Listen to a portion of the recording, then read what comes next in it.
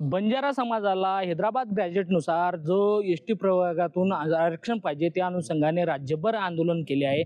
आज जर बघितलं तर वाशिम जिल्ह्यातील मालेगाव या ठिकाणी जे समृद्धी महामार्ग आहे या ठिकाणी याचं आंदोलन आज रस्ता रोको होणार आहे। त्यासोबतच जो अकोला नांदेड हा राष्ट्रीय महामार्ग या ठिकाणी रस्ता रोको आंदोलनाचा त्याने इशारा दिला आहे। त्या अनुषंगाने जर बघितलं ते इथं कुठं अनुचित प्रकार घडू नये त्यामुळे पोलीस बंदोबस्त मोठ्या प्रमाणात लागलेला आहे। सध्या जवळपास वाशिम जिल्ह्यातील नव्हे तर 4 जिल्ह्यातील पोलीस बंदोबस्त इथे या ठिकाणी आलेला आहे।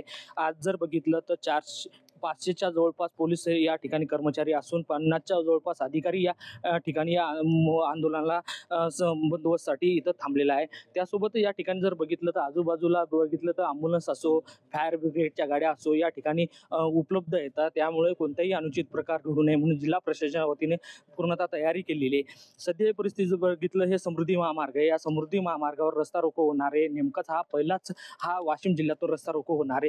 त्यामुळे हा रस्ता रोकोच्या दरम्यान बंजारा बांधव इथं 10 ते 20 हजाराच्या जवळपास येणार असल्याचे अंदाज वर्तवला जाते। मात्र आयोजकाकडून लाखोच्या संख्येने इथं येणार असल्यामुळे सांगितल्यामुळे यामुळे पोलीस बंदोबस्त मोठ्या प्रमाणात वाढलेला आपल्याला यावरून दिसून येते। कॅमेरामन सचिन राणेसह विठ्ठल देशमुख, TV9 मराठी, वाशिम।